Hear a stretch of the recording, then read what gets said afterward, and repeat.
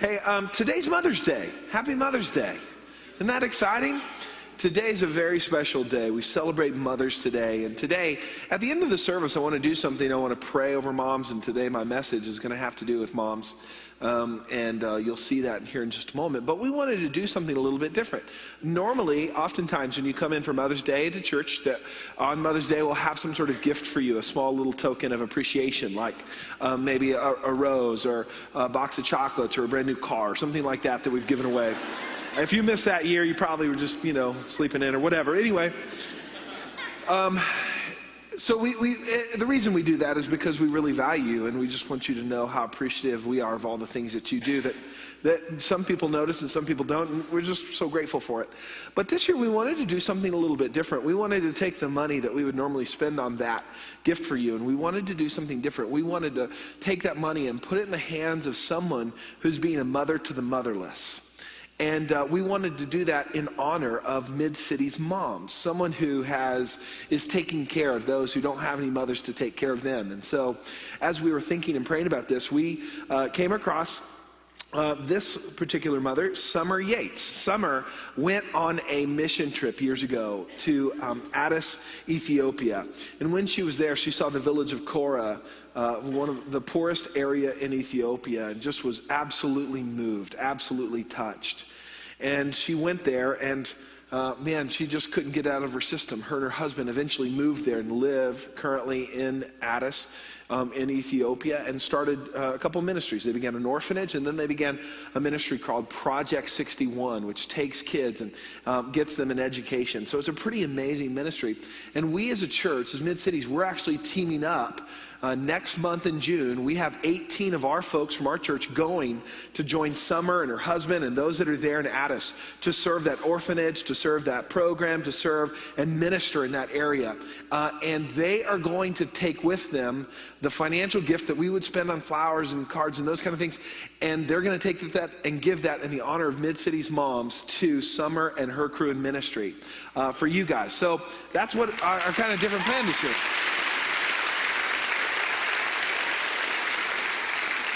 So what we wanted to do, so you know kind of where it's going, we wanted to kind of show you this video to give you a highlight of who Summer is, and specifically the ministry that goes on in Addis, Ethiopia, where we've had several of our families here in the church adopt out of this very village in this last year, which is pretty amazing, international adoption. So please check out this video and you'll find out more.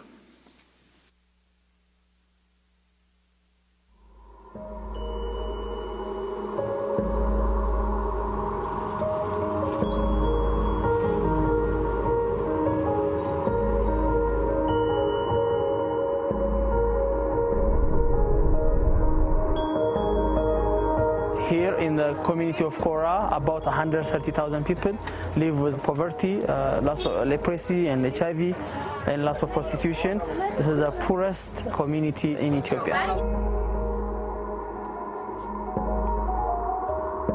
Average life here in Korah is a difficult one. Most lives here are very labor intensive, just to do the basics to sustain a family.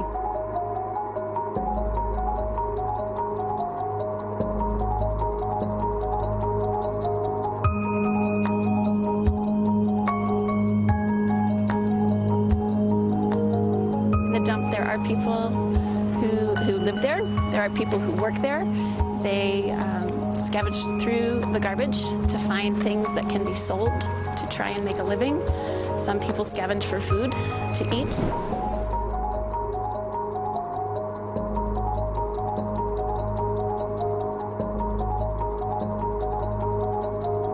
When I first visited the trash dump in Korah, I was overwhelmed, really. It was not what I had expected. It was so much larger and so much more just offensive, really, than I had expected it to be. I was also just overwhelmed by the number of children that were there and just the need and just kind of the desperation that they had and all of those things. And so I just knew that they had not been forgotten and that we would be able to help them.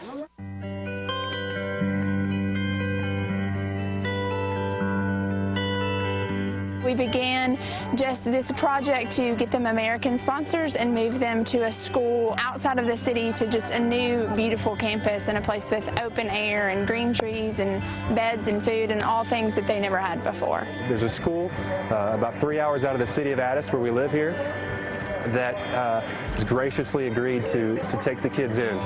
We first just decided that we were going to sponsor 2 kids. We were going to send them to this boarding school, and then we started to think, well, okay, if we're willing to do this, other people are probably willing to do this as well. We loaded up 3 really large buses and drove them away to the boarding school. For some of the kids, it was the first time they had ever left Addis Ababa. They were hanging out the windows and singing songs and waving Ethiopian flags. It was a beautiful day.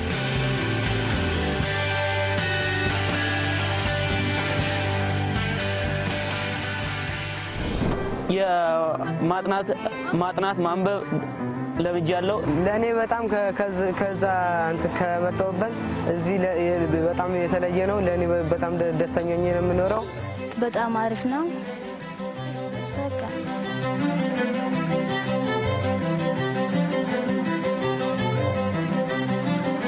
The results of the program so far have been far out of whatever thought they would be. What we've seen is 250 kids from Cora area in the trash dump have made their way to Shashamene to receive 3 meals a day, a bed to sleep in, an education. You see just like a light come to their eyes, and you see them kind of hold themselves differently and walk differently as a child that has hope. ተምሬ ሳድግ ኢንጂነር መሆን እፈልጋለሁ። እንደኔ ያልተማሩትን ሰዎች ማለት ነው። ትምህርት ጨርስ እንደኛ በየሀገሩ እየሄድኩኝ በጆርናሊስት ስራ ማለት ነው። ፕሮፌሰር የምፈልገው ሳይኮሎጂ ነው። ለወደፊት አላሜ ተዋናይ ወይ ደራሲ ለመሆን እቅድ አለኝ።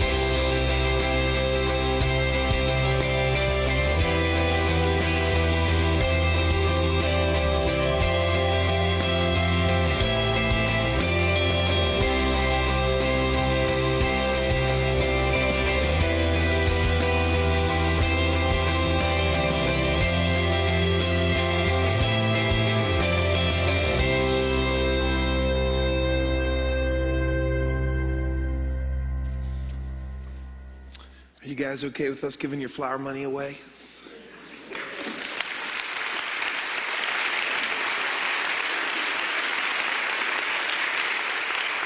All right, turn to Exodus chapter 2 today. Exodus chapper 2, where we're going to be today. I want to talk to moms today, and the title of this message is Catch and Release.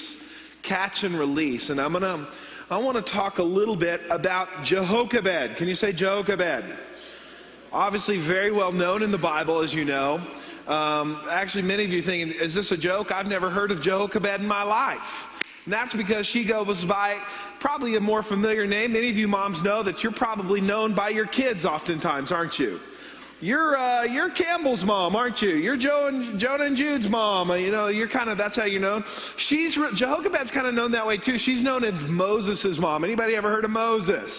All right, we're going to look at her story today, the story of Jehoshaphat and young baby Moses. We're going to look at this story, and there's some things I think that will encourage and hopefully challenge you as moms today as we celebrate you and all that you do.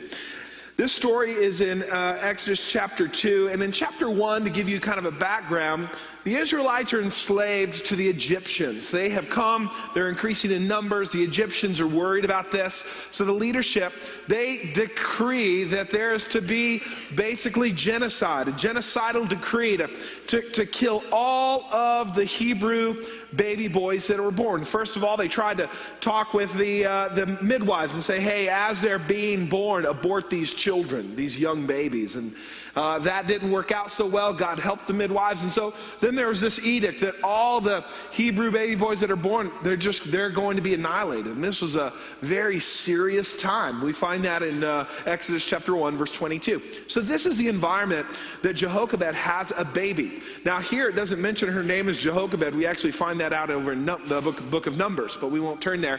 Look at verse 1 of chapter 2. Here we go. Now a man from the house of Levi went and took as his wife a Levite woman. The woman, who is Jehoshaphat, conceived and bore a son, and when she saw that he was a fine child, she hid him 3 months. And when she could hide him no longer, she took him a basket made of bulrushes and daubed it with bitumen and pitch. And she put the child in it and placed it among the reeds by the riverbank. And his sister stood at a distance to know what would be done to him. Now the daughter of Pharaoh came down to bathe to the river, and while the young woman walked beside the river, she saw the basket among the reeds and sent her servant woman, and she took it. And when she opened it, she saw a child, and behold, the baby was crying. She took pity on him and said, "This is one of the Hebrews' children." Verse 7, then his sister said to the Pharaoh's daughter, "Shall I go and call a nurse from the Hebrew women to nurse the child for you?"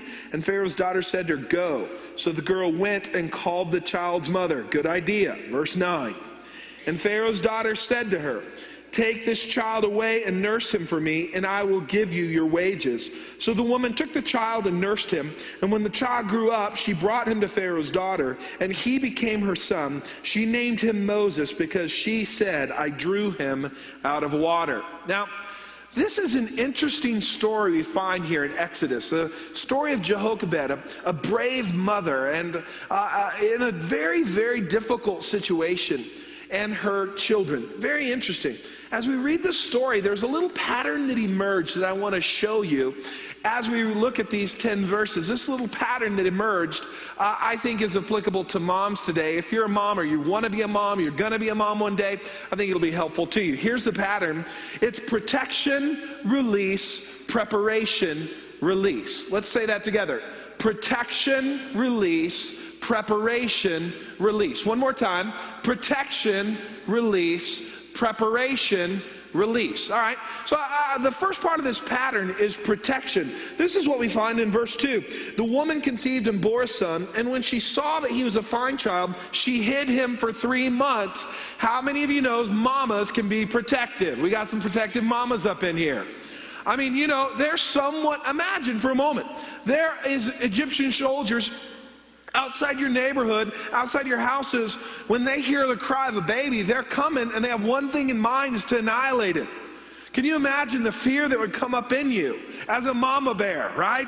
I mean, this whole idea that your baby's going to be taken from you.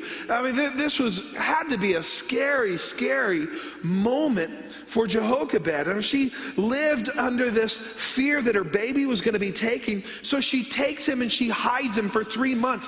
I don't know how you hide an infant, because I've had 3 of them now. And I don't know how you hide them, because they are loud, are they not?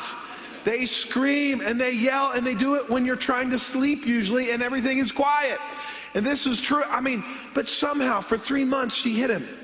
And this is a true depiction of a mom. A mom is protective. Let me tell you, I've seen Kayla be incredibly protective. I remember when we had Jonah and Jude, they were premature, about 10 days in the PDICU. And so they were susceptible to respiratory infections, viruses and stuff. And so like they got out and they were fine, and we kind of take them around town. We kind of stayed at home for a while, and then we kind of get out and go do stuff. But it was interesting, when we get out and go do stuff, everybody we'd see, even people that didn't know us, they wanted to touch our babies. And I'm telling you, when a mama bear looks at, we've just, spent 10 days in PDICU, and they tell, don't let any infections come. When there's this stranger's hand coming towards your child's face, and all you see is not a hand, but you see infectious disease all over it, mamas. Right, Mom? You know what I'm talking about. You're like, you just see, and so you go, no, thank you, right? And that's what Kayla did sometimes, no, thank you. Or she'd, whip out the little spray, the little and say, here, oh, you want to touch them? Here you go. Oh, no, take more. Rub it all over before you get in there. I mean, she's pretty protective. Sometimes she's protective of the kids from me. Can you imagine that? Why would she need to protect them from me? One time we were in the house, and she'd say, Daddy, we don't say the D word. And I go, what? I didn't know I didn't curse. And she said, no, the D word. Dumb. You don't say that around. oh no. So sometimes she tries to protect him from me. Now, she's protecting from other kids too. I mean, you guys know this. If you're a mom, you've been to those playground areas where other parents, like, their kids aged out of the playground area like 4 grades ago, but they're still playing in there, right? And so, like, and I've seen her in there, man, watch these kids that start messing with, the little ones. And man, she can give them a look that makes them go whimper to mom. I mean, just in a moment. She can just kind of stare those kids down. And it's real sweet, pastor's wife, She don't play, dude. These are her kids. You know what I'm talking about? That's part of your jobs as moms. Part of your jobs as a mom is to protect. It's to protect, obviously, from evil and protect from harm. But it's also protect eyes and ears from things that are not appropriate to come to your kids. Your job, one of your jobs, is to hide those kids for a season. There's a time in your life. There's kind of a strain of parenting philosophy. Well, let's just let the kids go out and do whatever. No. They need protection. They need someone to protect them. And as a mama, man, you've got that instinctive, protective mode that something comes on the TV and you're like grabbing the remote control. I'm over there kind of just like checking things out. Like, I don't know what's going on. No, you guys know. You protect your kids' eyes and your ears and then from harm. And you know when there's a situation that's not going on. And that is exactly what Jehoshaphat did. She was protecting that little baby, as she should have been. But there came a point, and this is where we discover the next part of the pattern, where she couldn't protect him any more. Verse 3. Verse 3, it says, when she could hide him no longer, she took him a basket, made of bulrushes, and daubed it with bitumen and pitch, and she put the child in it and placed it among the reeds by the river. See, the next part of this pattern is obviously protection's first part, but then there's a release. Can you say release? There is a point where you have to release. Listen, Jehoshaphat knew something. She could no longer protect him. She no longer protected him, so she had to release him. This is so important to understand because she knew that it was safer in the basket with God than in the home with her. Listen to me, moms. It was safer in the basket with God than he was in the home with her. Because as mamas, that protective nature is like, it's always better to be with mama. Mama knows best. Mama's here. And there's a protective nature, but there comes a point in a season, there's various times and seasons where you just know that you got to put them in that basket and they got to go. And it's lots of times before you're really ready for that. It may not be at 3 months, and I pray it's not for you. But there's a time where you got to release. Now, she didn't detach from Moses emotionally. She didn't release him in the sense that she wrote him off. Absolutely not. We see that she sent the older sister to kind of go watch him in the bulrushes. But she made a basket. And ultimately, she did one of the hardest things a mom could ever do. She laid him in it, and she trusted God with him. See, it's not enough just to protect, moms. That's not your only job. It's an important job, and it is absolutely a job for you. But you've also got to know when to release them. If all we do is protect, they'll never accomplish what God has for their lives. Well, there's got to be a releasing. I remember the first time I went and spent the night at a friend's house. You guys remember that? Anybody remember that? Okay, I'm the only one. That's cool. I got a good memory. And so I remember I talked to my mom for a while. I was a pretty social kid. So I'm like, hey, gosh, we need to, can I go hang out with Bobby's house or Tim's house? I want to go and spend the night. And she'd be like, no. She's still protective. She's in that protective mode. So she's protecting. And so I worked on her. Finally, I said, let me go to Tim's house, And she didn't want to at first. You can tell she's like, because you protective moms know that other moms don't have the same value as you because you're a better mom. Right? The bottom line, you're just a better mom. So if you let them go over there, they probably do crazy things over there, and your kids will be involved in crazy things. And there's an element of truth. Mickey and I always laugh about it. Like, anything bad we ever did usually happened at a friend's house that mom and dad let us do, right? And that's pretty true. Hopefully you're not that parent. Anyway, so I could tell my mom had came to this point, She was, okay, I give up. Okay, you can do it. So, man, I was jazzed. I got my stuff. She drove me over there, dropped me off. She released me. There I am. I'm at the house. I'm so excited. Man, we play. We eat candy. We run ourselves sick. They have cable. We didn't have cable. That was awesome. Like we're just hanging out. And it comes about 12:30 midnight. It's late. And all of a sudden, man, it's time to go to bed. I'm getting tired. I'm laying there. And I'm kind of, I'm looking at Tim, I'm like, hey Tim, you've been fun, but I want my mom. So at 12:30, I'm on the phone. Hey, Mom, I kind of miss you, and can you come get me? And she's like, are you sure? You'll be okay. Just go to bed. I'm like, no, Mom, don't leave me here. Don't leave me. So she's like, okay. So at 12:30, she comes over, picks me up, and I'm kind of nervous because I've been talking to her about this for so long. I've been trying to get her to let me do this, and now she's having to come get me. And so she gets in there. I get in there. She just has a big old smile. Excited. She's so excited. Let's go to McDonald's, get a little Big Mac. And I was like, oh yeah, let's get a Big Mac. That'd be a great idea. With Mom. I love you, Mom. There's something about you protect, but then there comes a point where you got to release them, and you don't know. You feel weird about it, and you don't know what's going to happen. You can't control the situation, but you release them. But something oftentimes happens when you release them in various scenarios and situations they come back to you. And this is what happened with Jehoshaphat. She releases Moses. Moses goes down the river. One of the hardest things you'd ever do. Much harder than letting someone spend the night, for sure. This was a big release. But she released him, and what happened? He came back. But not only did he come back, the Pharaoh's daughter was like, I'll pay you to nurse him. Awesome. She gets paid to do what she most wanted to do anyway, which was nurture and care for her child. Not only that, she does it under the protection of the palace, because no longer can anyone come and take the child away.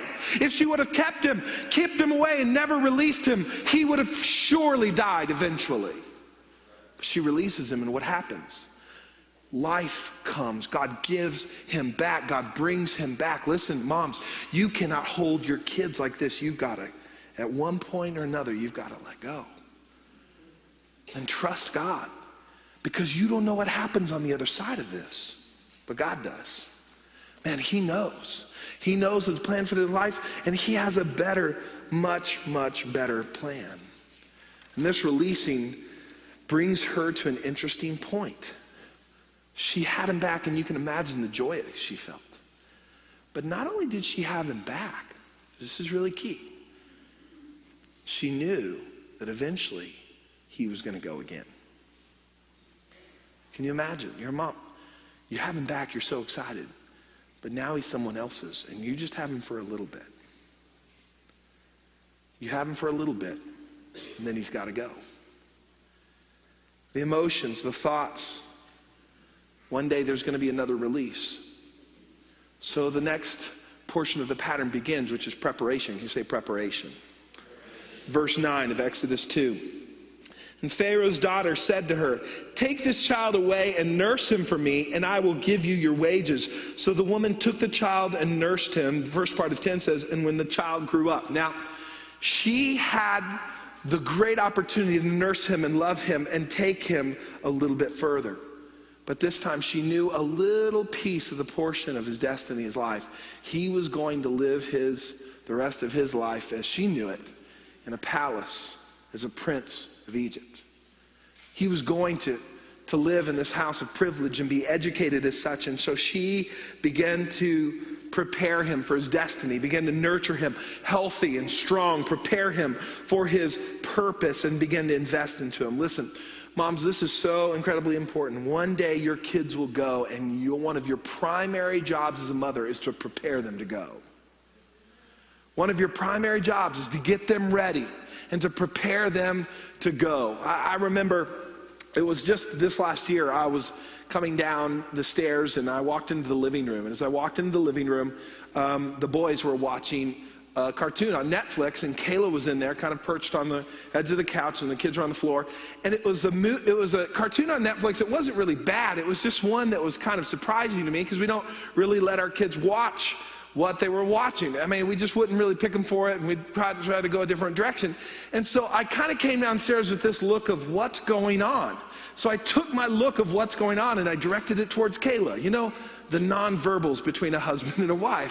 So I look at her, and she looks at me with the look of, you be quiet, I'm doing something here, right? So that's the look she gave me. So I kind of took the cue. I kind of sat down a little bit. The whole time, the boys are kind of looking at Mom, looking at me, looking at the TV, looking at Mom. And finally one of them says, you know, Mom, this cartoon's not very good, is it? I think maybe we should turn it off. And Kayla over there smiles, you know. She says, you know, that's a good idea. Because she knew something. She knew something, that she was preparing them, because there's going to be a day that we're not going to be there telling them what to watch. And there's going to be a day we can't tell them what's evil and good. They're going to have to figure out what's evil and good based on God's word and their relationship with Him themselves. And she's preparing them for that moment. And I got to stumble on a moment of a mother, of a mother once protecting, releasing, and then preparing their children to one day go. Does this make sense? This is something, because as mothers, if you don't understand that your job is, a lot of your job is with the kids is preparation, then you're going to miss out the fact that you're key in helping them discover their destiny. You're key in helping them discover the plan for their life, because you had them, and when you had them, you looked at them, and the moments that you've disciplined and you've walked with them and you've loved with them, you've seen the destiny in their life. You know that God has a plan for them. You know that God has a purpose for them, and your job is that when they go, you want to see that plan birth and come about to fruition. That's your desire, and to prepare them for that moment. If as moms you don't prepare, if you don't see that there's a moment where, yes, we're going to protect, but no longer can we protect, we've got to prepare them. If you protect them from their teachers instead of calling them out from their misbehavior, does this make sense? You're going to stunt their growth, because one day they're going to face a boss and another authority figure, and they're going to do the same thing they did to the teacher. But because you protected them instead of preparing them, they're going to be looking for a job in an environment where there's no unemployment. Does this make sense? Because one day they're going to have a job, and one day they're going to have a family. And so your job is very serious. There's a preparatory nature to your job. It's not just let's have kids and have fun with them and be their buddies. Absolutely not. Man, there is a protective time for sure. There's a releasing, and then there's a preparation. And man, so many of you take that so seriously and do it so well. Man, I've seen so many moms just do the things that I hear about how they've protected it, but then how they've prepared and how they're getting their kids ready is so encouraging and so amazing how you take that. And this is one of the things that we see with Jehoshaphat. She got him ready. And she knew that the day was coming. And it leads us to this final piece of the pattern, which is release. And we see the release in verse 10. When the child grew up, she brought him to Pharaoh's daughter, and she became her son. She named him Moses because he said, I drew him out of the water. It happens so fast. I mean, it just seems like yesterday they were born. How many moms can relate? Just seems like yesterday they were born. And all of a sudden, they're getting big and they're growing up, and you're having to release them and you're preparing them. It's like the great theologian Kenny Chesney says, don't blink, right? Don't blink. Life goes faster than you think. Don't blink. It's in the blink of an eye, man. It comes. It's time. And normally as moms, you don't have a big issue with God like having to release your kids, because you know that has to happen one day. Like, you know they're going to leave the house. They're going to grow up. You kind of know that. The issue is usually God's timing. When God does it and how God does it. And are you sensitive to what God's doing at the moment and the time? That's the issue we take up with. And gosh, in this moment with Jehoshaphat, the timing is really soon and it's very young. But it's time. And when God says now, He knows the time that's best. So when He says this is the time, that means it's time. And as a mom, we've got to be in tune to that. When's the moment? When's the time? What's God saying? So Jehoshaphat, she gets Moses' stuff. She begins to make the track to the place where he would live forever, the palace. And she begins to hand over the boy she protected. The boy she released already once. The boy she's been preparing. She releases him once again. And I wonder, does she know that one day her son will be one of the greatest leaders the world has ever known and lead her own people to freedom? I wonder if she knows and realizes that the son that she would release into a little river, into some bulrushes, would absolutely, physically save her family and her other kids from death.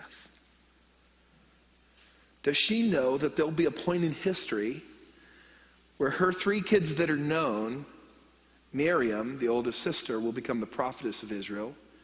Moses will become the leader and prophet of Israel, leading them out of captivity. And Aaron, her other son, will be the priest and the voice for Moses in all of this. And I would tell you today, she knows none of those things at that moment. Right now it looks genius. She knows it's going to happen. No. She doesn't know. All she knows is when she looks at her kids, she sees God's purpose. She sees God's destiny. She knows God has a plan for them. She wants to do what God wants her to do. She knows that there's a season to protect. She knows there was a season to release. She knows that even if God were to bring him back, that it was for a moment and a season of preparation. And in that preparation, there would eventually one day be another releasing.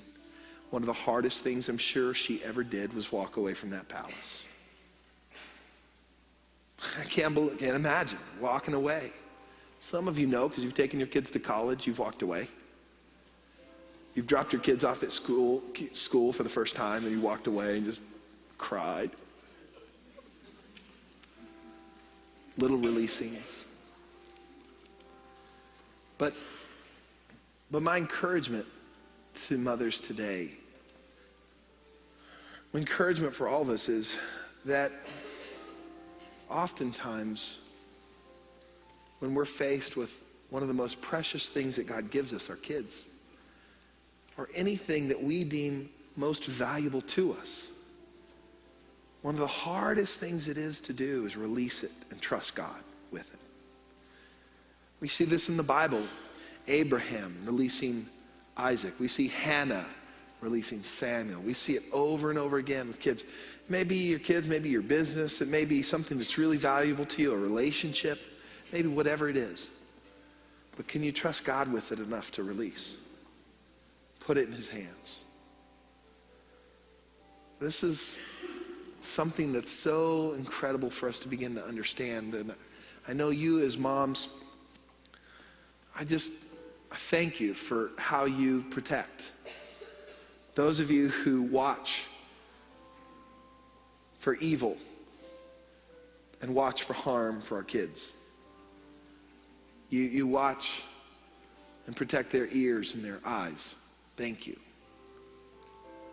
Thank you for preparing them to face a culture and a world it's not always easy to face. For taking the time to establish the yes ma'ams and the yes sirs and the here's how we do things and this is the behavior and here's what God wants and here's how you be a man, here's how you be a woman. The preparing. But thank you also for not holding on, but releasing them, trusting God. Not because they were ripped away, but because you heard God and you set them in the basket when the moment was right. See, some moms, they need to set their kid in the basket and the kid's 45.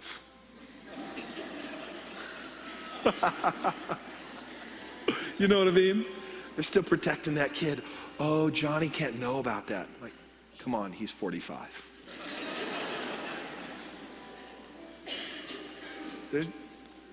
There's a moment in time, no matter where you're at, you've got to release and trust God with your kids. Trust that your protection and your preparation was enough, and they're individuals, they can hear God and know God, and your relationship changes with them. Moms, thank you for doing that. So I want to do something today. I want to pray for moms. Can we do that? If you would stand with me. Moms, just moms. Dads. If you're a mom, a grandmom, a mom-to-be, we've got a lot of pregnant moms, so that's awesome. I want to take a moment. I just want to pray over you guys. I pray God blesses you. Pray that you discern the times to protect. You discern the times to prepare. And you discern the time to release. Because there's a time for all. And God will speak to you as you hear His voice. And as you trust Him with your kids, with your grandkids, who give you that grace. Amen. Jesus, thank you for these women. Thank you for who they are, how special they are in your sight. Father, how they have children of destiny in their homes who God, you have a plan for their life, just like you did Moses and others. It may be different. May not be as grand a scale as we might think, but God, you have a definite purpose and plan for all. So I just pray right now for you to give them strength. For those that are despairing and just tired, would you give them strength and courage? Would you give them boldness to be that protective mother when they need to be? Would you give them courage to prepare their kids when it's time to stop protecting and start preparing? God, I pray that you would give them the trust in you to release these kids into your care and to trust you with them. God, thank you so much that ultimately this is a catch and release type of a situation. You create them, you bring them into our boat for a while, and we know that we've got to release them. But God, I just pray that as they do, they would be and hear and know exactly what you want them to be, hear, and know. Father, thank you for their sacrifice. Thank you for their prayers. Thank you for their hard work. Lord, we love them and bless them in the name of Jesus. And all the men said, can we give these ladies a big hand today?